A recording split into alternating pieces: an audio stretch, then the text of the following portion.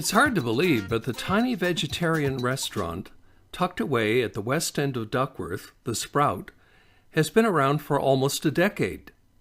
Having spent a few hours there recently, I can report that Julia Bloomquist's hearty little project is still as popular as ever. It was a Friday night. All tables were taken by 6:30, and a steady influx of takeaway customers came and went. Modest food like hummus with homemade bread should always find a place on the menu of a vegetarian restaurant. Slices of nutty brown baguette accompanied the bowl of grainy hummus placed on our table. It was the best kind of hummus, basic, with an edge of garlic and lemon juice. Combined with the subtle sweetness and soft texture of the bread, it was a fine palate teaser.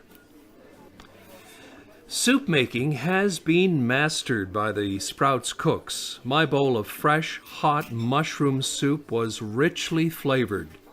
The quintessence of the domed treasures revealed itself with great clarity, thanks to quality ingredients and skillful preparation. It turned out to be the best and most memorable dish I ordered that night. Happily, a few more slices of the tender baguette accompanied the bisque.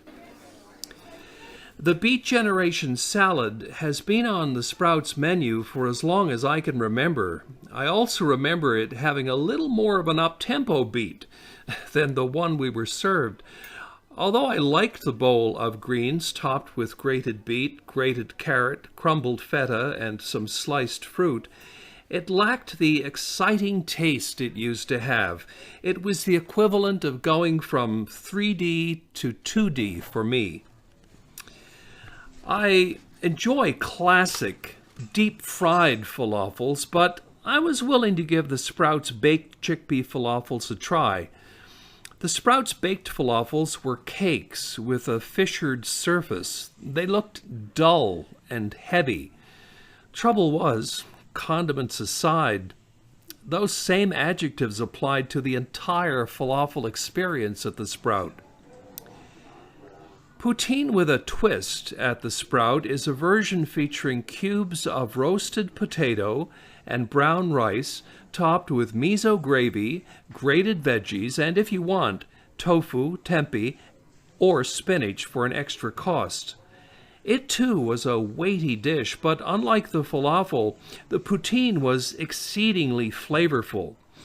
I had it with cooked slices of tofu.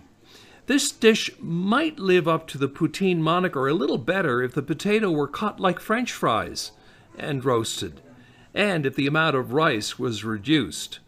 I'd actually like to see a version without rice. The Sprout offered a number of desserts sourced from various local bakers. I opted for the one made in-house, a rhubarb crisp. The rhubarb registered in abundance. Unfortunately, overall, this dessert was not enjoyable. It was stodgy and undercooked with the consistency of a thick, old-school cafeteria-style pudding. A Sprout symbolizes renewal, joy, and hope for the future. Maybe it's time the Sprout restaurant took its namesake to heart.